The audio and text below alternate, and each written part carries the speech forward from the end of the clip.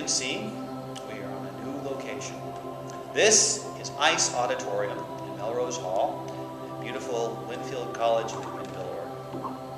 And I thought that we could continue our conversation about Descartes here today because of this. This, of course, is the Linfield College pipe organ. Very impressive, don't you think? But the reason I wanted to put a pipe organ in the background here, to talk to you about this, is what pipe organs are, what they represent. You know, these things are in churches and cathedrals for a reason. They're inspiring. The way that they take up space, look at this, look at the proportions there. Look at the sense of harmony. Look at the sense of almost a solemnness about it. And think about the music that they produce. Think about the way in which the music has this sense of perfection and proportion in relation to itself, and the way in which it fits together. The sonorous character of how it rolls out into the audience. This sensibility, this idea, this, I think, is a very nice metaphor for what we're going to be seeing with Descartes, at least what Descartes is going to be trying to do. Because what we're going to look at after this radical doubt, after we've arrived at the Cogito, is a way of trying to think about the world not in terms of proving that there is some sort of materiality out there. The materiality doesn't matter. What matters is the sense of proportion, the sense of rational rightness to what things are and the way in which the mind participates in that. And above all of that, something else that Descartes comes into, namely a concept of God, something that is integral to his thinking about the world and his thinking about the nature of human understanding. This isn't a religious argument for God, although it's certainly friendly to religion. It's a philosophical argument. A philosophical argument that's meant to have the kind of proportion that this here has. So, shall we get to it?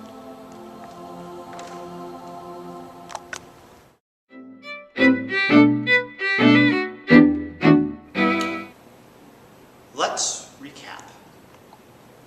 So, what have we seen about Descartes? We've seen first modern philosopher, modern attitude. We've seen the radical doubt that eats away the very possibility of knowing through perception, because the problem with perception is it tells you nothing about what it knows in and of itself. Something more solid needs to be there, and the doubt, well, that's showing. We saw that what the doubt was trying to get to were these clear and distinct ideas that Descartes supposes to be innate within the structure of the mind, but he's not sure exactly what they are prior to the doubt or where they are. And when he applies this doubt, what does he eventually reduce it down to? He reduces it down to the one single, solitary, almost primitive, fundamental, innate idea there is, that I am, the cogito. And from that, he began to ask that question, well, what am I? I'm this rational mind, that this seems to be a clear and distinct idea.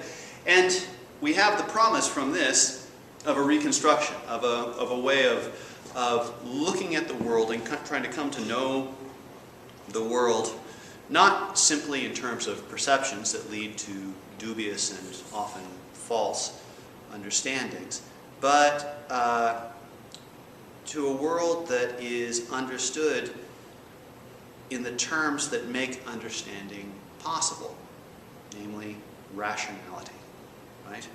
And note the emphasis on rationality. Descartes is, in addition to being one of the first modern philosophers, also the first of a group of philosophers in the early modern period called the rationalists. And they're called the rationalists for this very reason, that they see understanding and concepts as being fundamentally, and I mean fundamentally, constructed out of the powers of reason itself. Yeah, we have experiences, yeah, we have sentiments, yeah, we have will, there's all these other things, but a concept is, at its base, a rational skeleton. And indeed, if we want to talk about what may be known at all, talk about it in terms of reason. So we've seen all of this with Descartes, right? And as I was trying to say at the end of the last session, there was a couple of big implications for this. The first is that Descartes really does have this deep faith in the power of reason, namely that these ideas are that we supposedly hold are innately there and part of our mind as made up of the fabric of rational structure itself, right? That there are these innate ideas. Another implication is that, and this is probably even more striking in some ways, is the dualism that came out of this. That Descartes thought that there is a material world and that there is a mental world. And these two things are radically separated from one another. Indeed, it's something of a miracle that the two ever are able to relate, because they are of a fundamentally different nature from one another. And they're not on equal terms either. The mental world dominates the physical world insofar as it dominates the capacity to understand. There is no understanding of a physical thing as a physical thing for Descartes. This is going to be kind of an important point. I'm going to come back to it in a little bit, but it's an important thing to realize that when I have an idea in my mind, I think of a chair, I think of a person, I think of a car, I think of an event. The chair, the person, the car, or the event, they don't physically appear in my mind. And there's nothing physical to the understanding for Descartes. The understanding is a series of formal, rational relationships. A little like a little like a mathematical principle is. There's nothing physical about a mathematical principle. They manifest physically, but they themselves are not, nor cannot be physical. So it is with concepts and understanding generally. These were things that we saw with Descartes last time. And what I wanted to get to with them is that they raise a few different questions, a few pretty big questions that Descartes is going to try to respond to in the end of the meditations, in this last section of the meditations. The first is, how do I know that what I understand about the world is in fact correct? Indeed, how is it possible for me to come to have understandings about the world? This is the first thing. We have these ideas, we have these sentiments, but how is it that we have them? If it's not through some sort of physical engagement, it's not through some sort of physical cause and effect, what is it? Second, how do I know that I am not alone? How do I know that this is not a solipsistic universe? Because after all, if the way in which I come to know about the world is entirely through this reasoning of mine, I don't have any idea why the other things that I understand in the world, and even the other people that I find in the world, might not just be other aspects of this mental operation of mind. Am I alone? Second question. And then the third question that comes up, one that he asks, but it might not be something that you jump to immediately or intuitively, but it's a good question to ask. How is it possible for me to be wrong? Now, here's the reason why he asked this question. If everything that I'm going to come to know about the world comes through me using this power of reason, right, to be able to make these rational judgments, then it seems as though I shouldn't ever be wrong about anything, right? But let me tell you, I'm clearly wrong about some things. And given that that's the case, it's not entirely clear how that happens. And really, it's not even clear how that's even possible, if the way I proceed is through reason. So, how exactly do I come to know about the world? How do I know that I'm not alone? And how is it possible for me to make mistakes? These three questions are what we're going to see addressed within this section. Let me talk first a bit about how do I know about the world around me. Clearly, it's not just through perceptions. I do perceive, but what do I know about this world that I perceive, given that I can't know it simply through the perceptions? I know about the world that I perceive through my ideas. My ideas within reason, and around which, he says, I form rational judgments. Rational judgments. Okay, well that seems reasonable, as it were. But how do I know my rational judgments about the world that I'm perceiving? So how do I know that my judgments about a chair, a piano, a dog, the Democratic Party, the situation of Linfield College, any of these things, how do I know that these judgments that I'm making about my perceptions of these things in fact resemble the reality of those things? And it's a hard question because, again, I don't actually have any direct connection. Well, I guess here we have the first, if Descartes is anything, maybe he's the first digital or post-analog philosopher that you've got, because what he thinks happens is that my mind uses reason to establish not a sense of these things, but rather a degree of perfection. A degree of perfection with regard to these judgments. Now this idea of a degree of perfection, I should probably say a little something about this, because a lot of times when we think that we hear the word perfection and we think, you know, best or awesomest or something, that's not exactly what Descartes is talking about.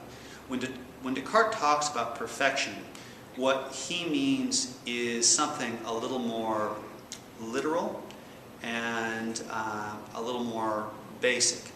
Perfection here means most complete, right? Most, in some sense, most self-contained. So, like the perfect tense of in a lot of Indo-European languages, it's called the perfect tense. It's that kind of a thing. Well, here, when we talk about the perfection of an idea, we're talking about the degree of completeness of the idea, how capable it is of completing itself rationally, and by virtue of that being self-sustained. In other words, when I have an idea, okay, when I have an idea about whatever it is that I've perceived, and I establish a judgment around it, I use my reason to try to assess what this thing is that I am perceiving and form a rational judgment. And insofar as that judgment is more rationally perfect, it's more rationally correct. The better my reason is at fitting this idea into the whole rational structure that is my mind, and the more that I can get all that to work rationally and plug in rationally, well, the more I understand about the world. Again, not to beat a dead horse with this, but think about how little that kind of understanding has to do with sensing things. It doesn't matter what you're sensing, really. That's all secondary stuff. What matters for Descartes is how well you can plug this idea that you have about what you're perceiving into the broader system of understanding. That's what understanding is, and that's entirely in your mind, right? It's entirely a matter of trying to, I guess, perfect degrees of knowledge. Indeed, this is almost what it is for Descartes to learn, is to try to find more and more perfect, more and more complete ideas about the world.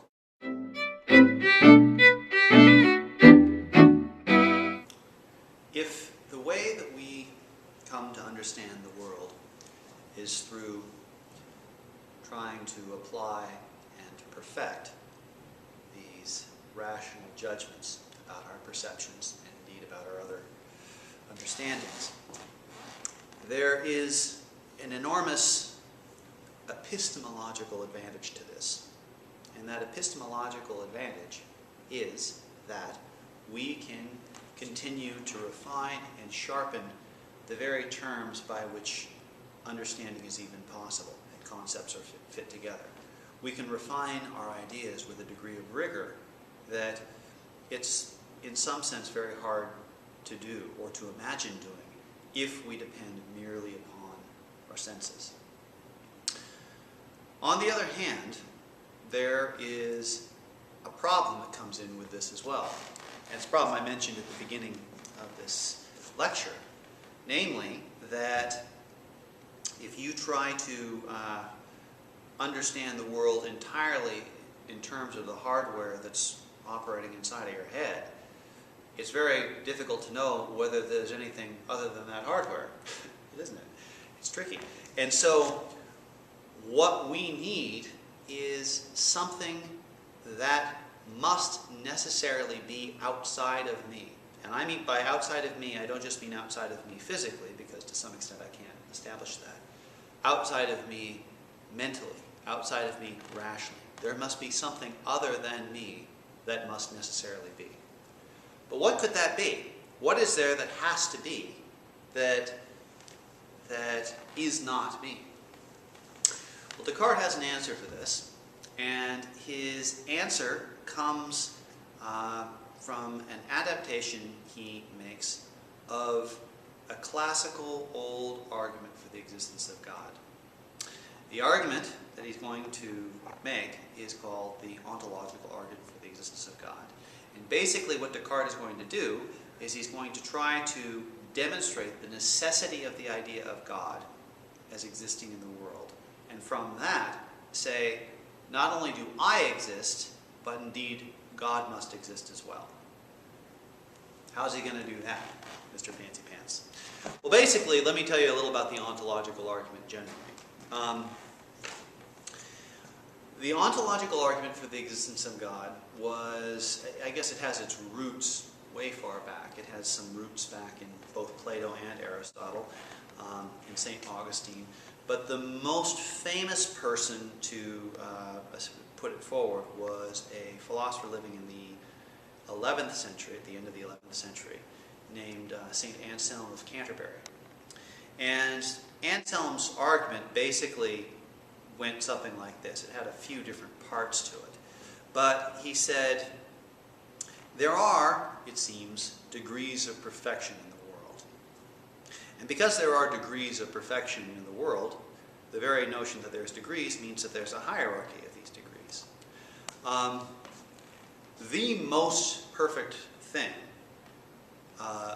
in these degrees of perfection, that more perfect than which cannot be conceived, he says, is God. Now you might say, all right, fine. So we're going to say God is the top of degrees of perfection. But even assuming that there's these degrees of perfection, how do you know that God actually exists? And what Anselm says is he says that, well, we know that God exists because it is more perfect to exist both in the world and in the mind, rather than just in the mind. And given that we're talking about the most perfect thing, this most perfect thing must exist by definition in both the world and the mind. So, how do we know God exists? God exists because God is that more perfect than which cannot be conceived, and because God is more perfect than which cannot be conceived, and is more perfect to exist in the mind and the world, God exists both in the mind and in the world. Now that's not the end of the argument. There's a lot of loop-de-loops that come up with this as well when Anselm breaks it up. There's the question of the fool who says, well, I'm imagining something, the most perfect thing, and it only exists in my mind, and he gets into a debate with a guy named Guanilo about a perfect island, and maybe that's God. A lot of back and forth about that. But that's not really the part that Descartes is so interested in. What Descartes is interested in is this hierarchy of degrees of perfection. Because one of the things that Descartes done that Anselm hasn't done is Descartes given a much more rigorous account of what perfection is. Remember, Descartes is talking about perfection in this mathematical sense. Because after all, for Descartes, that's what concepts are. And insofar as these concepts can be perfected at all, right? Insofar as the understanding assembles these orders of reason and constructs concepts from them and makes these judgments about the world from them, insofar as that's the case, what Descartes ends up doing from that then is saying, well, God must exist because what God is the underlying condition for the possibility of perfection. God, in other words, isn't a supreme being in the sense of sort of an almighty father. God isn't something that you necessarily believe in for Descartes. Or at least it's not a matter of belief the way that he's talking about God at this point. It's not really even a matter of religious faith. God is the condition for the possibility of the perfection of concepts. Right? God is what makes it possible for understanding to be understanding. Insofar as this is the case, what you have then is an argument for the existence of God based on this idea of perfection and the perfectibility of concepts. And this is important for a couple of reasons. First of all, and which I both alluded to, first of all, it explains how it's possible for perfection to work within the mind, what sustains the possibility of perfection in the mind. But secondly, and maybe even more importantly, it also means there's not just your mind. There's something that's making it possible for your mind. It's making it possible for there to be understanding. There is something to the world other than you. It's not necessarily physical yet, but there's something other than it, a larger rational system that sustains the possibility of you. And this is God, for Descartes. Now, in this way, I guess God is, for Descartes, the clearest and distinctest of all ideas possible. Right? This is what God is. So God is, in this way, even more clear and distinct than the Cogito. It's not the first point he comes to after the radical doubt, but it's an even deeper point. But you might ask, if you consider that, saying, well, how do I know that? How do I know, Descartes recognizes, that I'm not God? I mean, after all, maybe this set of degrees of perfection that are there are only considered perfect because I'm thinking of them. And if that's the case, that makes me God, which sort of defeats the whole point of God, right? It makes it, and we're back down solipsism road. Well, Descartes says, no, I know that I am not God. And the reason that I know that I am not God, such an ego, the reason that I know that I'm not God is because of the way in which the rationality that is me and the understanding that is me proceeds. For one thing, my knowledge is potential and it is incomplete. Right? My knowledge can grow, it can change, I can learn. God's knowledge, by virtue of being the condition for the possibility of perfection, right? The perfectibility of perfection, if you like, doesn't change. It doesn't grow. It sustains the possibility of growth, but it doesn't grow. Secondly, my knowledge merely thinks through concepts. I merely discover concepts. But God, insofar as God sustains the possibility of perfection, God sustains the objects of knowledge. So my knowledge, my rationality, thinks through ideas. God's rationality sustains ideas. And I mean sustains ideas in this structural sense. God is the rationality itself sustaining the possibility of being thought. Right? So, for Descartes, while it seems that the idea of God is inherent to my mind, indeed it must be inherent to my mind, because it's what allows me to think and to make these rational judgments and to be clear about things, it is not identical to my mind. The idea of God is inherent to my mind, but it is not identical. And indeed, for Descartes, even if no other being existed except for me, even if it really was just a world with one person, there would still have to be a God concept sustaining the capacity for me. Right? This is important. And this brings me to one final point I wanted to say about this and this problem of solipsism.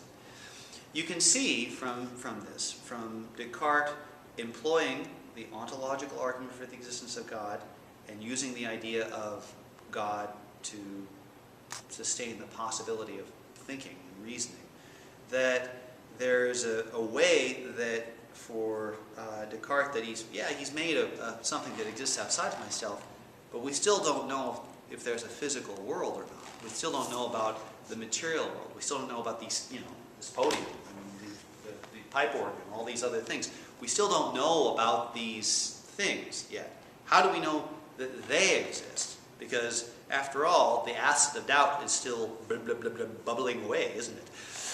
Eating these things. How do we take care of that? Well, what Descartes says is he really almost retreats back into his own method with this. And what he'll say is, look, I'm never going to know about the existence of the physical world merely through my perceptions. Because when I know something, it's not as though the physical thing that I know manifests in my mind, right? I know about goats. I do. I've seen goats before. But it's not like when I think about a goat pops into my mind physically. That would be an interesting trick, but that's not what happens. But that's not a problem because for Descartes, the physical world has nothing to do with understanding. What we know about the world that we deal with, isn't physical at all. We suppose physicality, but that's probably the most that we will ever be able to do with the world, is suppose it. When it comes actually to our knowledge of the world, our mental experience of the world, it will always be mental, which sounds kind of funny, but it will always be an intellectual and mental thing.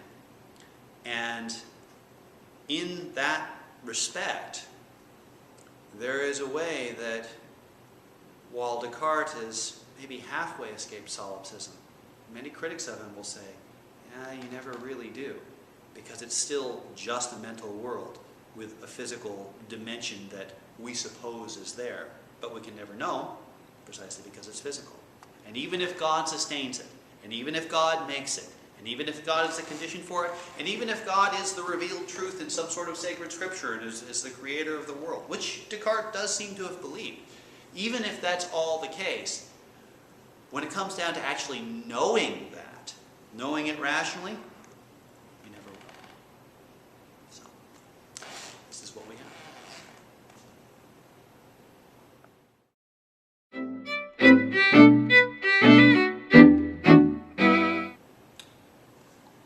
There's one more point that needs to be brought up about Descartes' thinking here. A question that we would want to ask, and it's a question that Descartes asked himself. How is it possible, if this indeed is the way that understanding works, and is the situation that understanding is set within, how is it possible to make mistakes? Now, that sounds like a sort of a strange question in a lot of ways. We say, I'll show you how to make a mistake, but and then you watch me try to cook up dinner or something like that. But it's something where that again is not going to really make the point that Descartes is trying to get to, because of course we're not talking about perceptions, we're talking about rationality. And if we were really talking about understanding, how is it that whatever operations the mind makes, it's possible for them to be mistaken if, when it proceeds through reason? Well, in an interesting sort of way, this harkens back to what was just being said about God. For Descartes, of course, while my understanding is rational, and while it proceeds through its capacity to make rational judgments, it is not merely rational. There is another dimension to my mind as well, and that is the will. I exert my will, my movement of soul and mind and thinking to make certain things happen, to come about. That's what Descartes says. And the interesting thing about will is that will extends more broadly in the world than reason does. Reason proceeds in a very slow, careful, reasoned, measured way, as one would expect with reason. It builds upon the structures that are there. This is almost how it has to proceed, right? Because it can't, you can't make a rational assertion without a rational warrant for that assertion. This is the nature of reason. So that reason can only build upon what is already there. But the will, well, the will will do what the will do, won't it? Or will it? Or all these things. The will extends far beyond the scope of reason. And given that this is what the will does, it is possible for the will to make assertions, make assumptions, make judgments, make calculations that are rationally unwarranted. Indeed, one of the things that Descartes will bring up as he says, it's perfectly possible for us to will something to be the case and to be correct in what we would will or what we would have be the case, but not understand why we're correct. And we may even have a feeling why we're correct. We might even have an intuition why we're correct. But if we can't demonstrate it through the structure of reason, through reason working within our mind to construct a necessary arrangement, to establish a concept, really, we don't know it. The will reaches beyond. And I suppose there's a certain way in which this is a very hopeful aspect for Descartes. I mean, this is part of what makes us human, is that there is a will that is driving us forward, that is driving us beyond, that is looking towards a horizon that our reason at one point or another can't necessarily look towards, right? Will moves us in wonder. And this is an important thing. But the will makes it possible for us to be mistaken. And even when we're rational and apply rationality within the will, if our reason is not as yet capable of demonstrating to the will what it needs in order to understand, we can make mistakes in the things that we perceive, in the things that we would imagine, in the things that we would have. There's something else too, a little more mundane, but it's a second reason why we make mistakes. It not only is the will extending far beyond the limits of reason, but reason is in a state of not just building upon itself, but correcting itself as well. I'm sure you've had situations before where you've gone through and tried to understand something and it was quite reasonable to take it in a certain way, given a certain set of understandings. You work through it a little bit more, and all of a sudden you see, oh, it can't be taken this way, it has to be taken that way, right? Trying to, if someone says something to you, and you interpret it one way, and you do interpret it one way rationally, and then you get a little more information, oh, that's not what they meant, they didn't mean that, they meant that. It was reasonable to take it this one way earlier on, but now that I know more, it's more reasonable to take it this way. They weren't being nice to me, they were insulting me. I just didn't know it, right? Welcome to my world. But this is the kind of thing that happens with reason for Descartes. Reason, again, it's always proceeding forward for human beings. It's always incomplete. And given that that's the case, it's possible for it to be rational and still incorrect because it's incomplete. Only perfect reason can be perfectly correct. So, what do we have for Descartes? What we have is a world where it is possible for us to begin having clear and distinct ideas about things. But really, in order to be able to do this, we have to come to know ourselves, we have to come to trust ourselves, and we have to have a facility with what is basic to our understanding. And that is reason. We have to pay attention to just how much we can know with the power of reason. This maybe more than anything else is one of the reasons why Descartes says it is always a good idea to be skeptical, because you never know what you don't know, right? And reason allows you to go only so far as skepticism allows you to take reason only so far as is warranted and no further. It's a way for us to come to see what we are in this world, in our understanding. It allows us to gather our own strength, our own capacities, to take what there is inside of us in terms of our will, our perceptions, our hopes, and indeed, as we've seen, even our beliefs, and organize them in a way where we can make these ideas clear so we know what we're talking about and we can deal with the world as it actually rationally is. I think what I have for Descartes, to say in final words for Descartes, is this. He's a very optimistic person. And I don't mean happy-go-lucky optimistic. I mean optimistic in that he really has faith in the adequacy of human beings to be able to deal with their problems and to be able to deal with and negotiate their way in the world. And the reason why he has faith in that is not, again, Pollyanna. The reason that he has faith in that is because reason, when it reflects upon itself, seems to have the power to guide itself forward in this. But it's incumbent upon us to pay attention to exactly